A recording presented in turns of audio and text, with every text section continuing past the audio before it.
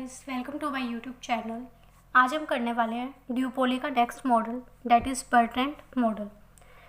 Now Cournot model में हमने क्या देखा था कि वहाँ पर आउटपुट से क्या होता है, देखते हैं कि आउटपुट कैसे फर्म चेंज कर रही है और कितना वो प्रोड्यूस कर रही है। और सेम बर्ट्रैंड में हम क्या देखते हैं, प्राइस रिलेटेड वोट देखते हैं उनके बीच में। तो फर्स्ट ये चीज़ है कि होमोजीनियस प्रोडक्ट ही यहाँ पर होते हैं। वहाँ पर भी हमने क्या पढ़ा था, होमोजीनियस ही प्रोडक्ट वो क्या कर रही है, डील कर रही है। बस यहाँ पर क्या होते हैं, हम ये मान के चलते हैं, वहाँ पर हम आउटपुट को कॉन्स्टेंट मानते थे और यहाँ पर किसको मानते हैं, प्राइस को मानते हैं। और यहाँ पर क्या होता है कि प्राइस जो है वो मार्जिनल कॉस्ट के इक्वल आ जाते हैं नैश इक्विलिब्रियम जिस पोजीशन पे होता है एट द एंड। अब यहाँ भी बहुत हम क्या कर रही है, आइडेंटिकल प्रोडक्ट को प्रोड्यूस कर रही है और कितना प्राइस चार्ज कर रही है, प्राइस हमारा मार्जिनल कॉस्ट के इक्वल होता है। यहाँ जीरो नहीं बोला मैंने, मार्जिनल कॉस्ट की बात ध्यान रखना। और वहाँ पर हमने क्या बोला था कि मार्जिनल कॉस्ट हमारा जीरो होता है। Now, this is because of any firm will charge price greater than marginal cost, then rival firm will have incentive to charge price slightly lower, thereby to get entire market.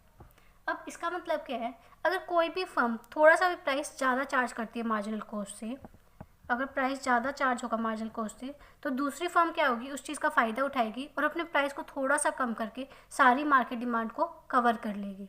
तो इससे क्या होता है, because product क्या हमारे identical हैं कि सारी जो फर्म्स है एक जैसा प्रोडक्ट बना रही है, तो कंज्यूमर क्या हो जाते हैं, शिफ्ट हो जाते हैं। तो यहाँ पर हम क्या देखते हैं कि perfect substitute between the buyer, कि अगर एक ने भी हल्का सा प्राइस ज़्यादा चार्ज किया तो सारी बायर क्या हो जाएंगे, दूसरी फर्म पे शिफ्ट हो जाएंगे। तो इसलिए हम यह देखते हैं कि एट द एंड क्या होता है कि प्राइस जो है हर फर्म कितना चार्ज करती है, जो कि हमारे मार्जिनल कॉस्ट से नीचे होता है। तो यहीं पे हमारा नैश इक्विलिब्रियम आता है जहाँ प्राइस हमारा मार्जिनल कॉस्ट के इक्वल होता है। अगर यहाँ से कोई भी फर्म डेविएट करेगी, इट मीन्स वो अपने पोजीशन से हिल जाएगी और सारी मार्केट डिमांड को लॉस कर देगी।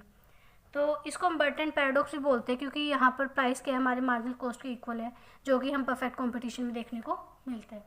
अब अगर मैं इसको डायग्राम से बताऊँ आपको, सपोज ये प्राइस है और ये क्वांटिटी है। अब ए फर्म है वो इतना प्राइस चार्ज कर रही है, इस साइड में ए फर्म की बात कर रही है और इस साइड में बी फर्म की बात कर रही है। अब इतना प्राइस चार्ज किया है इस प्राइस पे, तो बी फर्म क्या करेगी, अपने प्राइस को थोड़ा सा कम कर लेगी और वो सारी मार्केट डिमांड को कवर कर लेगी। सेम केस ऐसे है कि जब ए फर्म दोबारा से अपने प्राइस को कम करेगी तो सारे अपने बायर्स यहाँ पर हो जाएंगे। ऐसे ही उनके बीच में क्या हो जाएगी, प्राइस वोट चलती रहेगी और एट द एंड वो वहाँ कहाँ पर आ जाएंगे, हमारे price is equal to M C पे, इस पोजिशन पे आ जाएंगे। तो यही था हमारा बर्ट्रैंड मॉडल। आई होप आपको ये क्लियर हुआ होगा।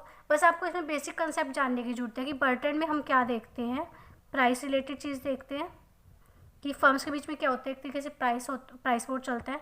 और कोर्नट में क्या देखते हैं, हम आउटपुट रिलेटेड वोट देखते हैं।